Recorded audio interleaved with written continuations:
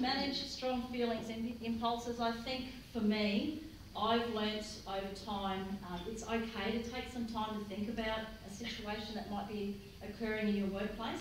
It's okay to say, you know what, I just need some time to think about it, I'll get back to you. Obviously don't take hours and hours to get back to a person or a day or two, because you kind of lose that moment. But having that time to be able to self-regulate your own emotions before you deal with the other situations that might be occurring in your work environment. You need to be able to have good problem-solving skills and communication skills. You need to feel like you're in control. You need to be able to cope with stress. And each and every one of us, we are in a stressful industry every single day, and we do an amazing job with the I guess, the resources and all of the other things that we face every day. And like I said, see yourself as resilient rather than a victim is the most important thing. So be positive. Don't stay in that moment all day, because you're just going to have a terrible day.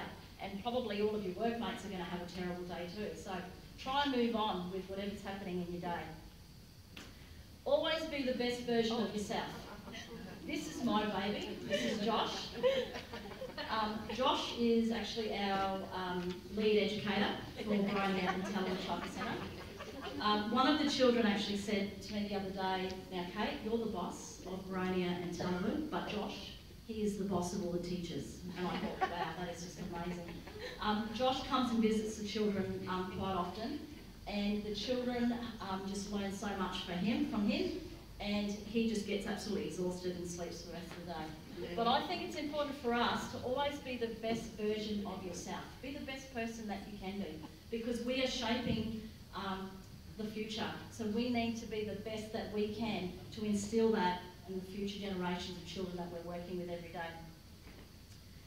This is a wonderful saying that I've used quite a lot, and sometimes I have quite a few conversations with educators about particular people that they work with or who they've worked with over the years. I think it's really important that we realise you can lead a horse to water, but you can't make it drink. So every one of you here, you will be drinking well today, because you've come to this workshop to learn and develop your skills. And you want to do the very, very best that you can for this industry. There are people that are on different journeys to us, and they won't drink. So they'll be thirsty, because they don't want to partake in a lot of different experiences that we face. But that's okay, because we're all on different journeys in our life, and it's okay. It's really about the journey that you're taking and the difference that you want to make in this industry. Happiness comes a lot easier when you stop complaining about your problems and you start being grateful for all the problems that you don't have. I'm a big believer of this. Probably about 2 years ago, I actually lost my hearing. I'm actually profoundly deaf in my left ear.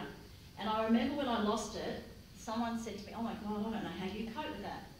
I would be crying, I would be devastated, I wouldn't be able to go to work. And I'm like, huh? I've got 2 arms, I've got 2 legs, I can see, I can hear in one ear, which sometimes can be quite an advantage when the staff are nagging at you. I actually say to them, oh sorry, you're talking in my deaf ear. And quite often the staff don't actually realise it's actually the good ear that they're talking into. So I think it's about being resilient and just actually realising that there is somebody out there that's worse off than you. And I feel blessed for all the opportunities that have come my way, and I think it's important that we're positive about it. 2 things to remember in life. Take care of your thoughts when you are alone, and take care of the words when you are with people. Words are a very powerful thing. I talk to many educators and lots of different people from different industries. I was talking to someone the other day who is looking into going into teaching, and she said to me, you know what, when I was little, my mum actually told me I'm too dumb to go into teaching, so she went into nursing. Go figure. She wants to be a teacher, and I said the only thing that's stopping you is yourself.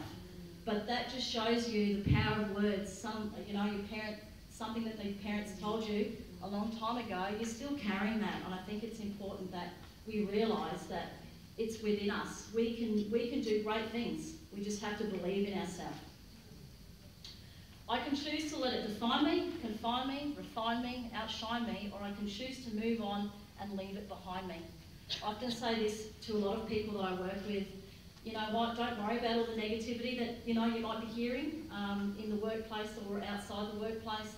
it's up to you. You're in control of your journey, and you can choose to either take it all on board or just scrunch it up and throw it away. And I think that's one of the biggest analogies that we use at work. We kind of scrunch it up and throw it away. Not that we have too many opportunities to scrunch and throw away things, but yeah, I think it's important that we don't take those things on.